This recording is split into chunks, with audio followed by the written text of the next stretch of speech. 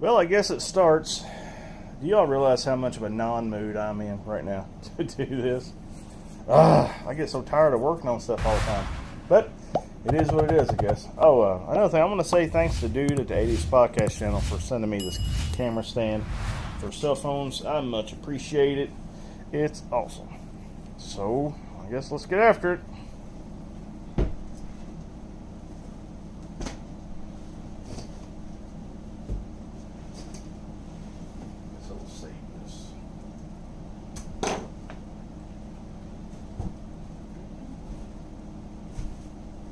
Carpet's open.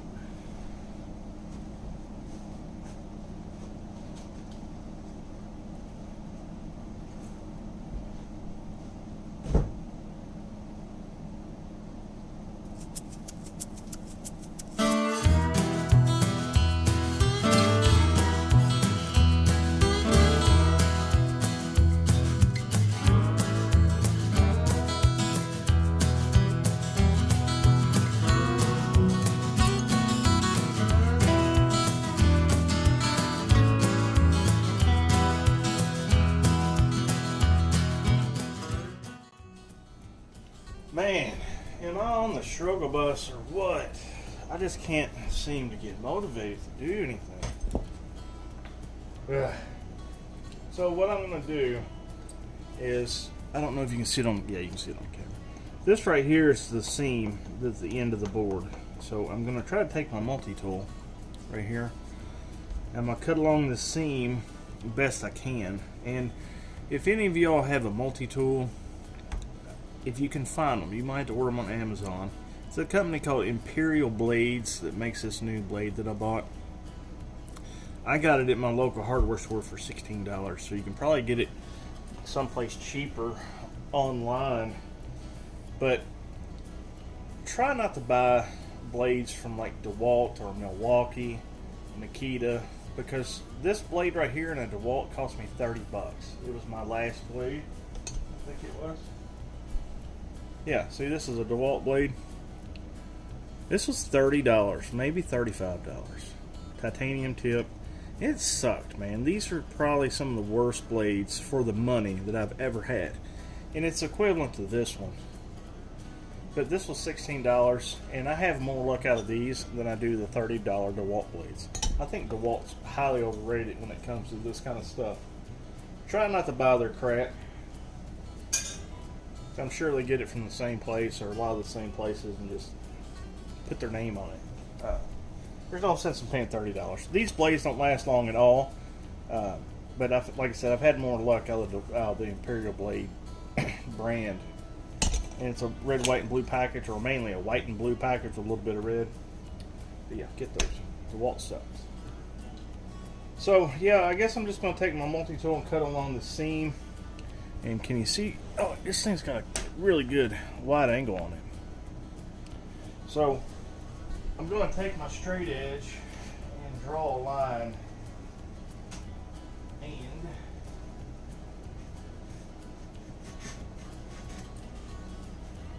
mark it and try to stay along it. And that way it's a nice cutout. And I'm going to try not to fracture any of this old press board. I think what happened here is throughout the years, this floor section over has gotten wet from people walking in it. Well, the carpet's gotten wet and it's just kind of set here and soaked into this press board, and it's swelled and cracked. That's what I'm going to say. But if I pull up the rest of the carpet, see, this crack comes all the way through here too. I don't know if you can see, like, all the way through here, there's a hump. And I'm thinking it's due because this back side of the trailer twisting and going down, and the whole thing's just kind of putting stress on the floor. That's the only way I can see it. So let's get to it.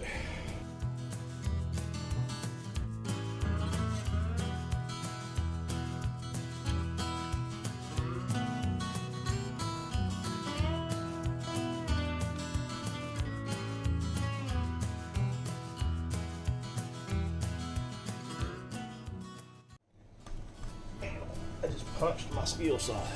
So yeah, here's my saw, and I know I've showed you before, but I got some other people that might not have seen it, so This is kind of saw I'm using. These are the only circular saw blades I recommend, Diablo.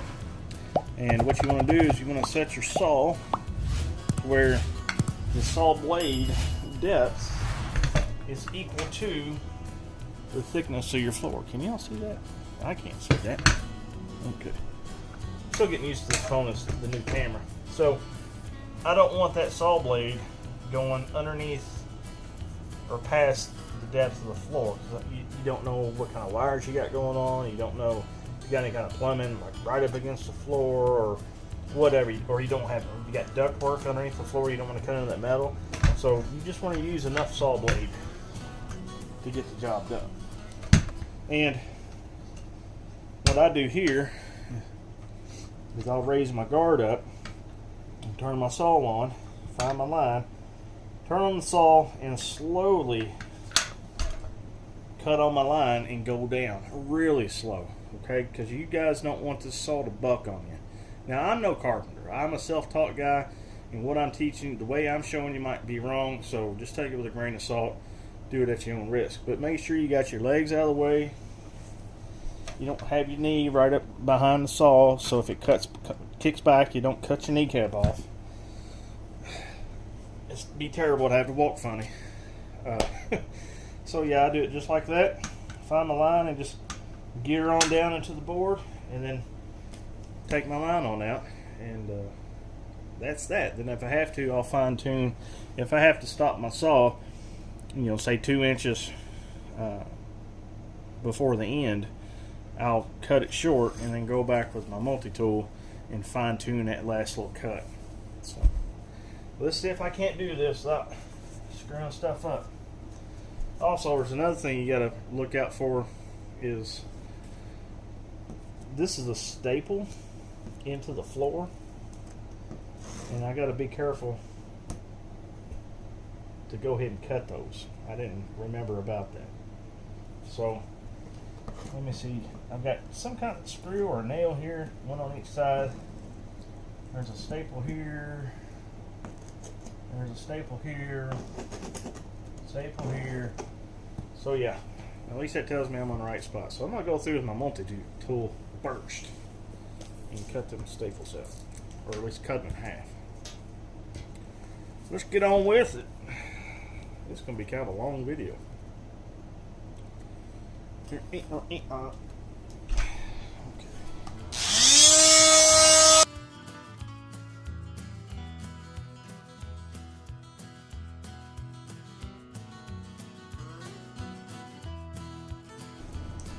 I'm trying to be really careful because I know there is a cross member that goes right here.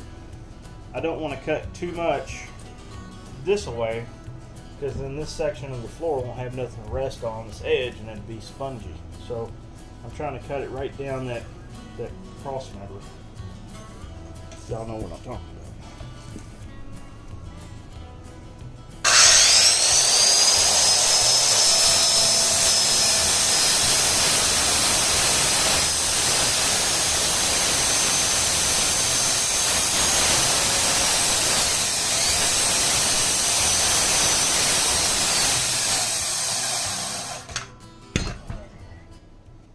This carpet in the way. It's not letting the saw sit level.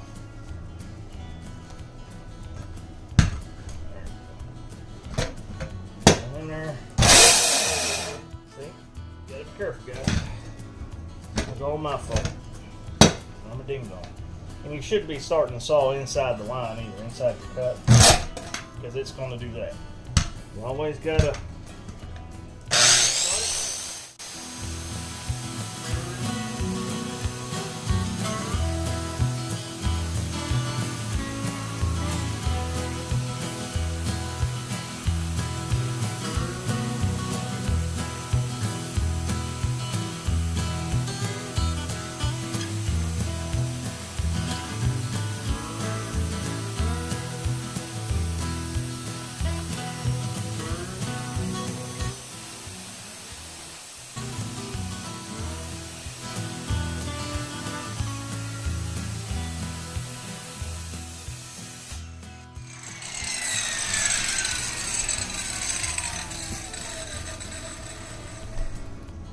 apologize if I've ever made this look easy. I mean, it's not necessarily hard, but it's not, you gotta be careful what you're doing.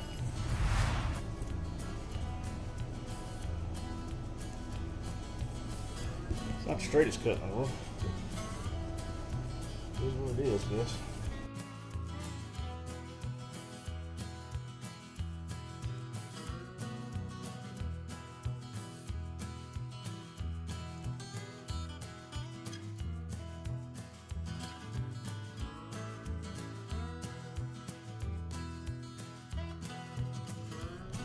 Man, I totally broke my hammer. I thought I had my camera on, and I didn't. So anyway, let's explain what I'm doing. Reason why I knocked out the floor with a hammer is because I want to find out exactly where this floor joist is. That way I know, I can go ahead and cut this section of floor out and just see what I'm doing. And it just makes it a little bit easier to remove it if you cut out small sections at a time, because you don't want to cut your floor joist. So I need to go find another big hammer. Hold on.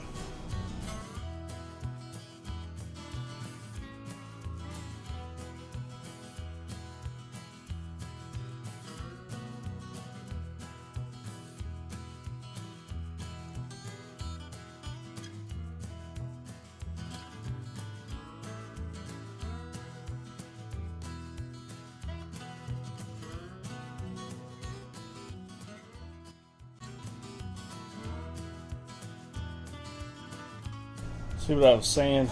You want to try to get down the center of that subfloor. That way, when they put the new floor section down, it actually sits on something. Look at all the squirrel parts, little acorns and stuff. I guess it's either squirrels or mice. So just like every other section of floor that had a vent in it, I'm going to take that insulation, shove in the hole, and just block it off. But I'm also going to take all this insulation out from underneath the floor and use my bubble foil that I have over there instead of this mess. So see, I've got this much done so far. I'm slowly pulling up the insulation and putting it in a bag here, and I'm going to pull this up, and then I've got one more piece in front of the door I need to get out of here. But this is the patch that I put down. If I'm not mistaken, I screwed this thing in 400 million thousand times. So that might take a minute to get out. So what I'm going to do is get my last little piece up right here. It's still sitting on that subframe or floor joist, and start working on that and get ready to put down my new sheet of plywood. When I left off in the video, you didn't really get to see me completely get this all finished because I still had this end piece. Well, I got it out, and all I had to do is basically cut this board to the length, do a little trimming over there for that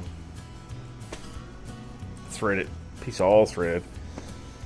It's like an anchor point for the wall that was there, and just slide this in place. You really didn't miss much. So all I've got to do today is pull this board up, and you can see I got my cabinet moved, take some screws out of this and lift this up, and now I got to cut my bubble foil, slide up underneath there, and slide up underneath here. And that'd be about it for these sections of floor. I won't be doing any more floor work as far as the kitchen area goes until I get one more sheet, because I want to replace this piece here, because you can see it's cut out kind of weird for where I first did the repair. And this board itself is actually cracked, like how I showed you on this section was. It actually goes along here to about right there. So I'll get this replaced maybe next couple weeks. But until then, now I can start focusing on the kitchen, and I'm going to go ahead. You'll probably see this in a later video, because I don't want this video to drag on to be like 20 minutes. But the next video, you'll probably see me pulling the sink away from the wall, and I do believe this board here and this section here, I need to put some bubble foil underneath that. I'll put bubble foil on this wall and finish this out here. In the kitchen, we'll be basically finished with all the little small things.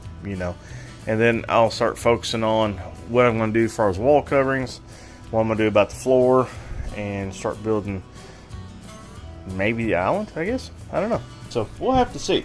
So I'm not going to bore you guys with all this stuff here as far as putting the bubble wrap down. It's no big deal, really. So with that said, that's all this video, guys and girls. So if you would, like and subscribe, and I'll see you in the next video.